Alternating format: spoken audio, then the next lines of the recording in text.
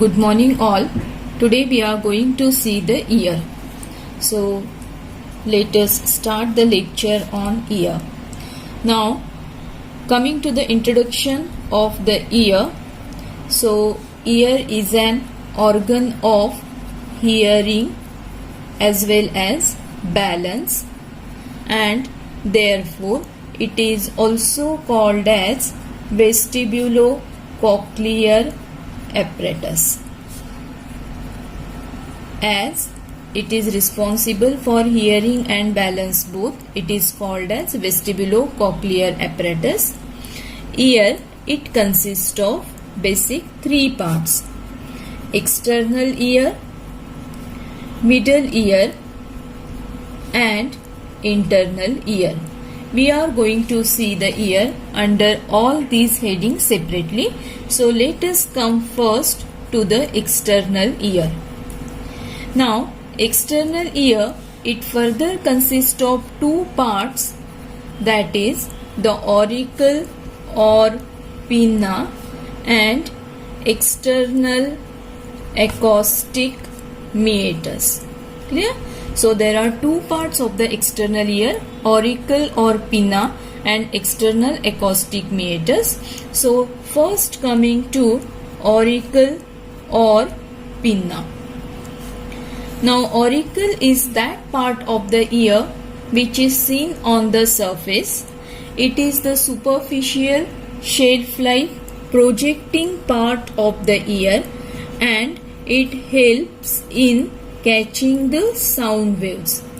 It helps in catching the sound waves. It is made up of single crumpled plate of auricular cartilage which is lined on both the sides by thin skin. It supports the spectacles and it lies at the level of eyebrow above and nostril below. Now coming to the subdivisions of the auricle. So subdivisions of auricle. For this we will go to a simple diagram of the auricle. So this is the auricle. Then this is the outer rolled margin. This is the inner curved margin. Clear? So with this we will come to the different parts. Now the lowest part of the auricle, it is very soft and it is made up of only fibrofatty tissue covered with skin.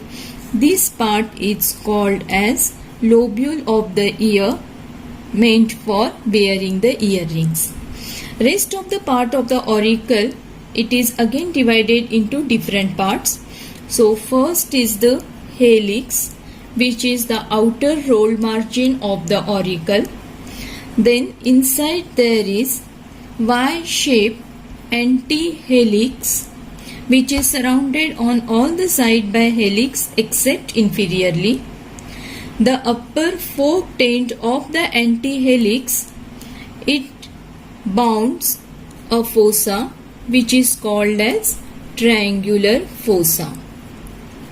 Then antihelix, it is separated from the helix posterior-superiorly by means of a fossa that is called as scaphoid fossa, whereas it is separated inferiorly from the helix by means of a cyma conchae.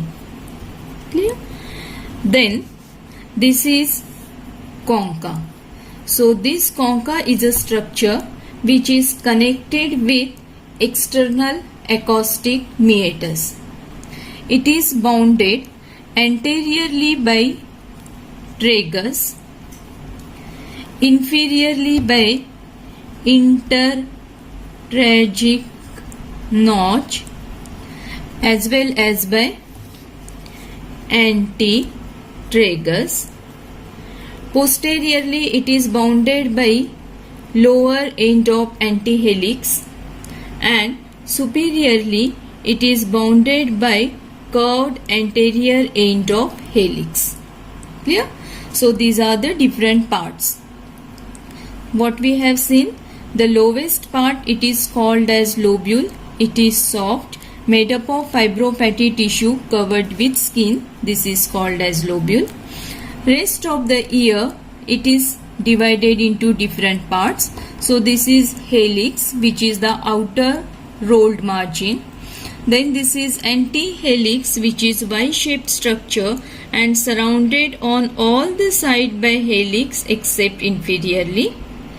Then this is a fossa, which is enclosed in the forked end of the antihelix. It is triangular fossa. Antihelix, it is separated from the helix by postero-superiorly by scaphoid fossa, antero-inferiorly by cymba conchae. Then this is the concha, which is connected with external acoustic meatus. It is bounded anteriorly by tragus, inferiorly by intertragic notch and antitragus, posteriorly by lower end of antihelix, and superiorly by curved anterior end of helix. Yeah? So these are the subdivisions of auricle. Now coming to the muscles of the auricle. So there are extrinsic muscles as well as intrinsic muscles. So first we will see the extrinsic muscles. Now there are three vestigial extrinsic muscles. These are auricularis anterior, auricularis superior and auricularis posterior. Auricularis anterior and superior, they arise from temporal expansion of epicranial aponeurosis, whereas auricularis posterior, it arises from mastoid process. And all these muscles, they are inserted into root of auricle. Clear? Now coming to intrinsic muscle. So intrinsic muscle, they act as sphincters and dilators. Sphincters as well as dilators of external acoustic meatus in lower animals, but they are vestigial in man. So extrinsic, intrinsic, both muscles, they are vestigial. Extrinsic, there are three: auricularis anterior, superior and posterior. Anterior and superior from epicranial aponeurosis, posterior from mastoid process, insertion into root of auricle. Intrinsic muscles, they act as sphincters and dilators of external acoustic meatus in lower animals. Now coming to the blood supply of the auricle. The blood supply is derived from posterior auricular and superficial temporal arteries. Yeah? Posterior auricular and superficial temporal arteries, whereas lymphatic, they drain into preauricular, postauricular as well as superficial cervical group of lymph node. Now coming to the nerve supply. The nerve supply of the auricle we are going to see on the lateral surface as well as on the medial surface. So here we will go for the lateral surface. So as we have already seen, so this is the lateral surface, curved end, then this is the helix, antihelix. Clear? And this will be the medial surface. Now first coming to the nerve supply of lateral surface. So the upper two-thirds of the lateral surface, it is supplied by means of auriculotemporal nerve. Yeah? So it is supplied by auriculotemporal nerve, whereas lower one-third, it is supplied by great auricular nerve. It is supplied by great auricular nerve. Now coming to the medial surface, The upper two-thirds of medial surface, it is supplied by lesser occipital nerve, whereas lower one-third, it is supplied again by the great auricular nerve. Clear? So what we have seen, this is the lateral surface and this is the medial surface. Upper two-thirds of lateral surface, it is supplied by auriculotemporal nerve. Lower one-third, it is supplied by great auricular nerve. Then medial surface, upper two-thirds, it is supplied by lesser occipital nerve, whereas lower one-third, it is supplied by great auricular nerve. Then root of the auricle, it is supplied by auricular branch of vagus. So this is labeled as auricular branch of vagus. This was the sensory nerve supply. Then coming to the motor nerve supply, it is by the facial nerve. Clear? So this is all about the auricle or pinna. Now coming to external acoustic meatus.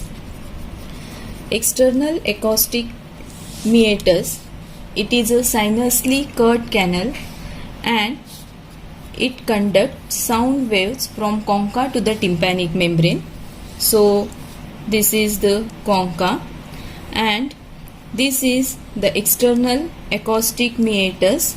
This is the tympanic membrane. So tympanic membrane, external acoustic meatus, and this is the concha. So this canal, it is conducting sound from concha to the tympanic membrane. It lies in line with internal acoustic meatus and therefore their shadows get superimposed in radiograph. The canal, it is S-shaped and we are going to see its direction in three parts. Its outer part, that is pars externa, it is directed medially, forward and upward.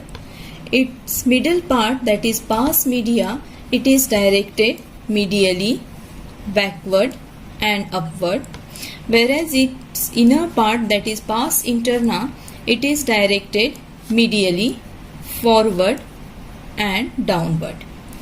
But the meatus can be straightened for examination by pulling the auricle upward, backward and slightly laterally. Yeah? So we have to straighten the external acoustic meatus for internal examination, and for that we have to pull the auricle upward, backward and slightly laterally. Now if we take the section of canal, it is oval in section. Greatest diameter is vertical at lateral end and antero-posterior at medial end. The canal is about 24 millimeter long, of which medial two-thirds, that is about 16 millimeter, it is bony, whereas lateral one-third, that is about 8 millimeter, it is cartilaginous. Bony part is narrower than the cartilaginous part, and narrowest point is called isthmus, which lies about 5 millimeter from the tympanic membrane. Due to obliquity of the tympanic membrane, you can see its anterior wall and floor are longer than the posterior wall and roof of the external acoustic meatus. Now coming to first the bony part. Bony part is formed by tympanic plate of temporal bone below and in front, and squamous part above and behind. We can see it in this bone. So here you can see this is the external acoustic meatus. This is the bony part. This bony part, it is formed by temporal bone. So this is the tympanic plate of temporal bone anteriorly and below, whereas it is formed by squamous part of temporal bone above and behind. Clear? So this is the external acoustic meatus. Tympanic plate anteriorly and below, whereas the squamous part above and behind. Clear? Then this bony part, it is lined by thin skin which is firmly adherent to the periosteum. But this bony part, it is absent in newborn, and tympanic membrane is also more obliquely placed than in adult. Clear? Now coming to the cartilaginous part. The cartilaginous part, it is continuous with the cartilage of the auricle. The cartilage, they are absent in upper and posterior part, where they are replaced by means of fibrous membrane. Again, the lining skin is adherent to the perichondrium and it contains hair, sebaceous gland and ceruminous gland. Yeah? So this is about the bony part and the cartilaginous part. Now coming to the blood supply of external acoustic meatus. The blood supply we are going to see again in the two parts, outer part and the inner part. The outer part of the meatus, it is supplied by superficial temporal artery. Then it is also supplied by posterior auricular branch of external carotid artery, whereas the inner part, it is supplied by deep auricular branch of maxillary artery. Then coming to the venous drainage, veins, they drain into external jugular vein, maxillary vein and in the pterygoid venous plexus. Okay? Now coming to the lymphatics. Lymphatics of the meatus, they drain into pre-auricular, post-auricular and superficial cervical group of lymph nodes. Now coming to the nerve supply of the meatus. The nerve supply for anterior half and the posterior half. The anterior half, it is supplied by auriculo-temporal nerve, whereas posterior half by auricular branch of vagus nerve. Yeah. With this, coming to the last heading of meatus, that is applied anatomy. Now we have already seen that for otoscopy, the auricle is drawn upward, backward and slightly laterally. But in infants, we have to remember that auricle is drawn downward, as the canal is only cartilaginous and tympanic membrane is directed mainly downward. Yeah? Then second thing, we are going to see the boils and other infections. The boils and other infection of external acoustic meatus cause little swelling, but they are extremely painful because of the fixity of skin to the underlying bone and cartilage. Sometimes toothache from the lower jaw and carcinoma of tongue is referred to the ear along the distribution of mandibular branch of trigeminal nerve. Then third is about the irritation of auricular branch of vagus nerve.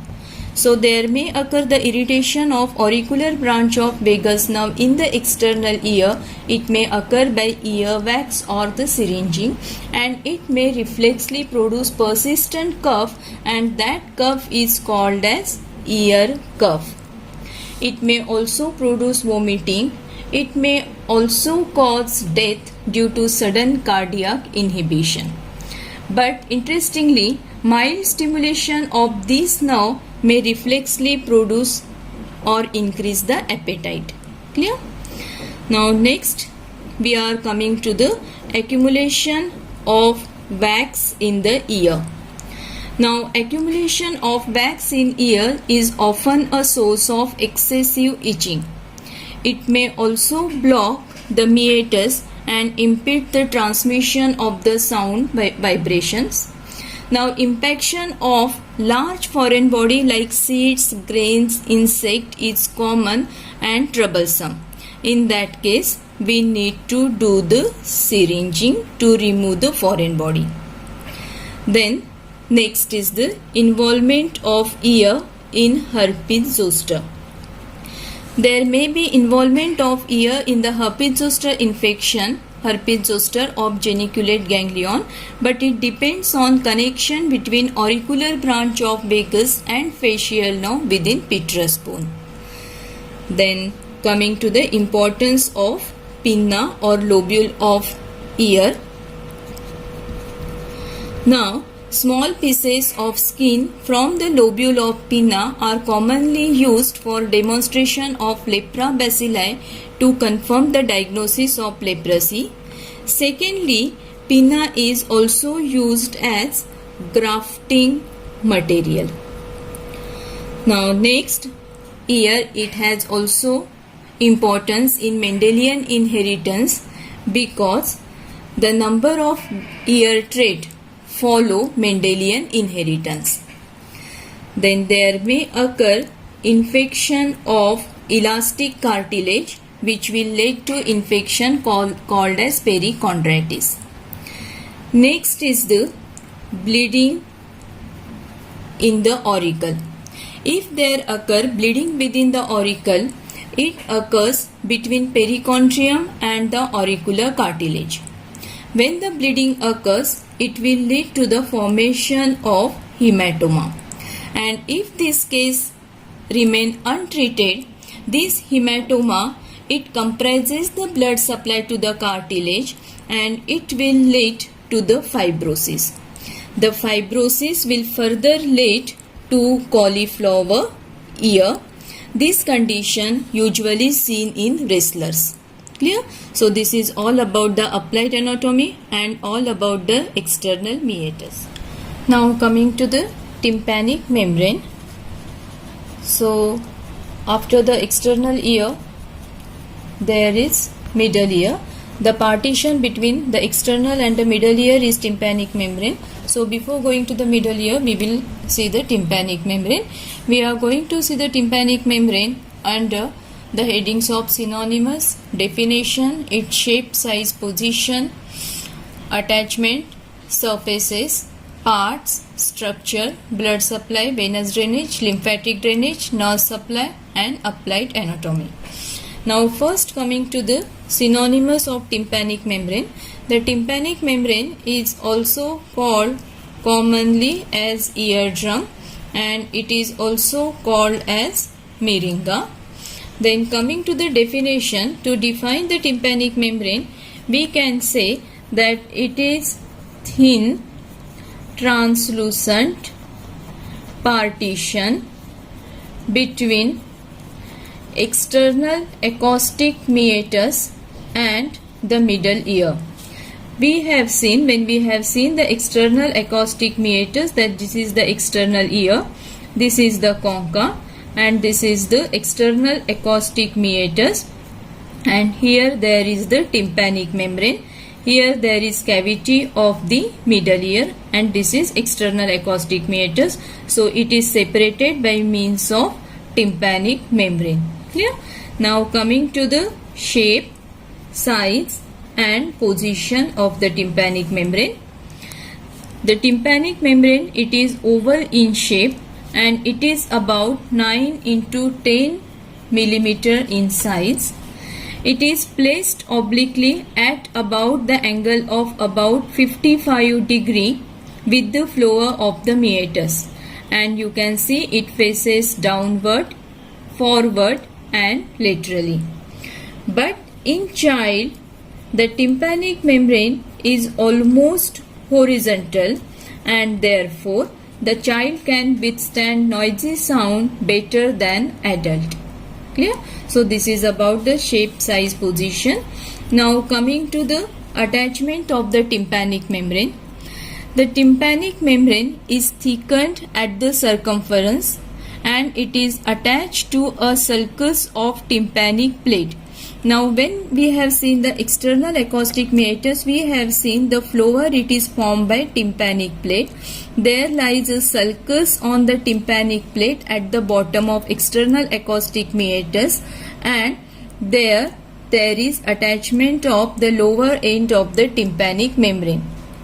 But this sulcus is deficient above, and therefore here the membrane is attached to a notch which is called as tympanic notch of Rivinus. Clear? So here it is attached to tympanic notch of Rivinus. From the ends of the notch there comes the two bands, that is the anterior and posterior malleolar folds. To see this, we will go to the outer surface view of the tympanic membrane, and these are the two bands.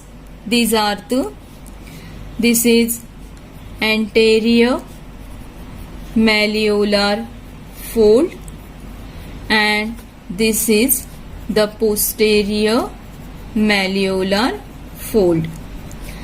So from the two ends of the notch there project or passes two bands, anterior malleolar fold and posterior malleolar fold, which are prolonged to the lateral process of malleus. Now what is the malleus? Malleus is nothing but one of the ear ossicle, and it is present in somewhat this way. It presents a globular head, it presents a neck, and it has three processes. One is the handle or the manubrium of the malleus, one is its anterior process, and one is the lateral process. Clear? So this malleus, it is present on the medial aspect. Now this we are seeing the outer surface. Malleus, it is present on the inner surface, and lateral process comes somewhere here at this position, and these are the anterior and posterior malleolar fold which come to the lateral process of malleus. Clear? Now coming to the another heading, that are the surfaces of the tympanic membrane. Now there are two surfaces. These are the outer surface and the inner surface. Now you can see the tympanic membrane has two surfaces. This is the outer surface which is facing toward the external acoustic meatus. On opposite side, that is on the inner side, there will be inner surface. Clear? So first coming to the outer surface. Now for the seeing the surface, we will go to the coronal section and we can see the outer surface like this. The outer surface, it is concave. So this is the external acoustic meatus, and this is the outer surface which is concave and free, and it is lined only by the thin skin. Clear? To see the outer surface as a full, this is the outer surface of the tympanic membrane. Then here I can show the dotted line which represents the handle of the malleus. I have already told you that malleus is a bone which is present on the inner aspect, and this shows the position of the malleus. As it lies on the inner aspect, I have shown it with the dotted line. Clear? So this is the outer surface. Now coming to the inner surface. The inner surface is convex and it provides attachment to the handle of malleus up to its center. To see the inner aspect, we will go to another diagram showing the inner aspect of the tympanic membrane, which will show the incus, and this is the malleus with its handle reaching up to its center. Clear? and anterior and posterior malleolar folds. So this is the inner surface, which is convex. It provides attachment to the handle of malleus up to its center. Now if we want to see this in the coronal section, this will be the inner surface, which is convex. This is the external acoustic meatus. Clear? This is the outer surface and this is the inner surface. The point of maximum convexity, it is called as umbo. Yeah? So this is about the outer surface and the inner surface. Now coming to the parts of the tympanic membrane. So there are two parts, that is the pars flaccida and the pars tensa. Yeah? The pars flaccida, coming to first the pars flaccida, the name itself suggests that it is a flaccid part, that it is a loose part. Pars flaccida, it is also called as shrapnel's membrane. Clear? And it is a small triangular area. This you can see, it is a small triangular area above the malleolar fold. So this is pars flaccida, and it is crossed internally by the chorda tympani nerve. So internally means on this surface. So this surface, it is crossed internally by the chorda tympani nerve. Clear? So this is chorda tympani nerve, and as it is loose, it is more liable to rupture. Now next part is the pars tensa. It is the greater part of the membrane below the malleolar fold. The name pars tensa, it suggests that it is a tense part and it is the greater part. The membrane is held tense by the inward pull of tensor tympani muscle. This tensor tympani muscle, it is attached to the upper end of the handle of malleus, which helps in keeping the whole membrane tense. Clear? So this is about the parts. Two parts, pars flaccida and the pars tensa. Pars flaccida, small part, pars tensa is the greater part. Now coming to the structure of the tympanic membrane. To go for the structure, we will again go to the coronal section of the tympanic membrane. So structure. Now the tympanic membrane, it is composed of three layers: outer layer, middle layer and the inner layer. To see this layer, now this is the outermost layer. Here this is continuous with the external acoustic meatus. Then this is the middle layer, which lies between the outer and inner layer, and this is the inner layer. Clear? This is external acoustic meatus. Now first coming to the outer layer. Now outer layer, it is the cuticular layer and it is lined just by the skin. Middle layer, this is the middle layer, it is the fibrous layer. Clear? And it is made up of two types of fibers, radiating fibers and the circular fibers. To see the arrangement of fibers, we will again go to the surface of the tympanic membrane. This is again the anterior and posterior malleolar fold. This is the handle of the malleus. Now this middle fibrous layer, it consists of superficial radiating fibers. So these are the superficial radiating fibers. It consists of deep circular fibers. So these are the deep circular fibers. Yeah. So these are radiating fibers, and these are the circular fibers which are present in the middle fibrous layer of the tympanic membrane. Circular fibers, they are minimum at the center and maximum at periphery.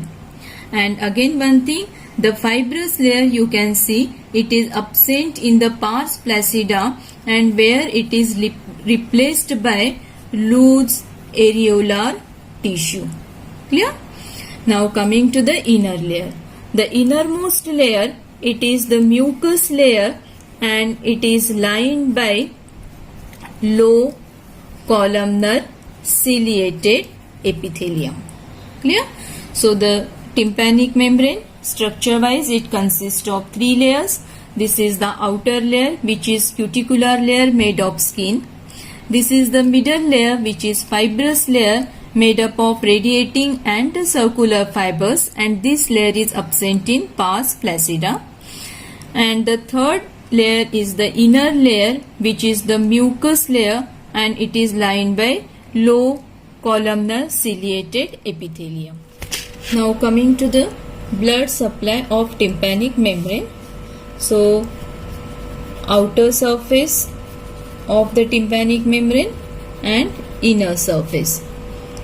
The outer surface, it is supplied by means of deep auricular branch, which is a branch of maxillary artery, which is further branch of external carotid artery.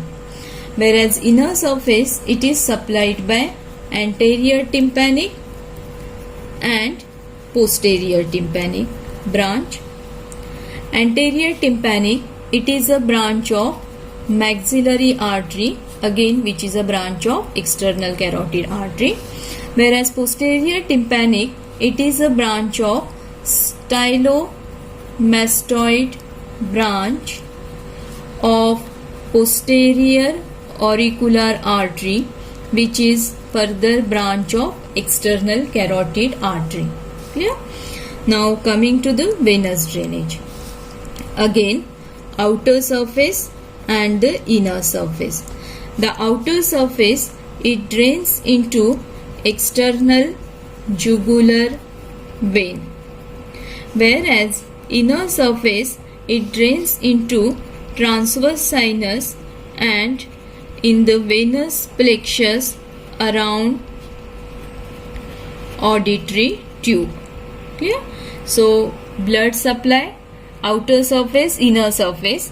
Outer surface by deep auricular branch of maxillary artery, inner surface by anterior tympanic and posterior tympanic, anterior tympanic branch of maxillary artery, posterior tympanic branch of stylomastoid branch of posterior auricular artery, which is further branch of external carotid artery. Venous drainage, again outer surface and the inner surface. Outer goes to external jugular vein, whereas inner is drained into transverse sinus and venous plexus around auditory tube. Now coming to the lymphatic drainage. Lymphatic drainage is into pre-auricular group of lymph node as well as retropharyngeal group of lymph nodes. Yeah. Then coming to the nerve supply. For the nerve supply, again we will go to the outer surface and the inner surface.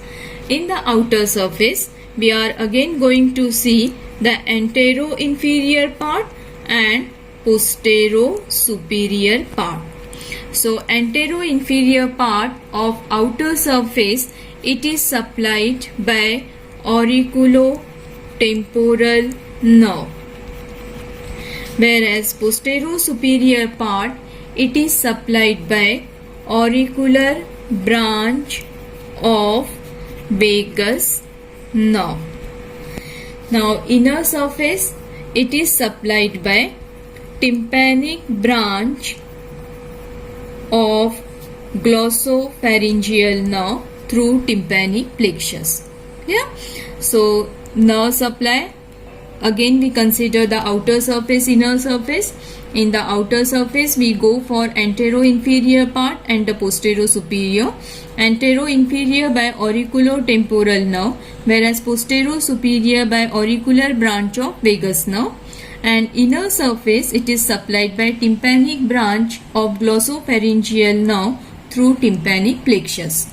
Lastly, coming to the applied anatomy of tympanic membrane. Now, first we are going to see about the cone of light. Now, when tympanic membrane is illuminated for examination, the concavity of the tympanic membrane produces a cone of light. Now, if we go for this tympanic membrane, this is the anterior malleolar fold, this is the posterior. So, this is the anterior side and this is the posterior. This is the pars flaccida and this is the pars tensa. So, when tympanic membrane is illuminated for examination, the concavity of the membrane produces a cone of light over the antero-inferior quadrant. Now, this is the handle of malleus which reaches up to the center, and here there is production of the cone of light in the antero-inferior quadrant. Now, if we divide arbitrarily the tympanic membrane into 4 quadrants, so this is the antero-superior, antero-inferior, posterior-superior and posterior-inferior quadrant. The cone of light, it is produced in antero-inferior quadrant with its apex lying at the umbo. And in this procedure, one can inspect through the membrane the underlying handle of malleus as well as long process of the incus. So, this is long process of incus and this is the handle of malleus. Clear? So, this is about the cone of light produced by the illumination of the tympanic membrane. Second thing, we are going to see the myringotomy. Now, sometime we require to incise the tympanic membrane to drain the pus which is accumulated in middle ear, and this procedure, it is called myringotomy. Now, when we give the incision is usually made in the posterior-inferior quadrant where the bulge is most prominent, in this quadrant where the bulge is most prominent. But the knife should not be pushed deep because we know that middle ear cavity, it is very narrow. Also, we have to remember that the chorda tympani nerve passes forward and downward across the inner surface of the tympanic membrane, and we should be careful in order to avoid injury to the chorda tympani nerve. Clear?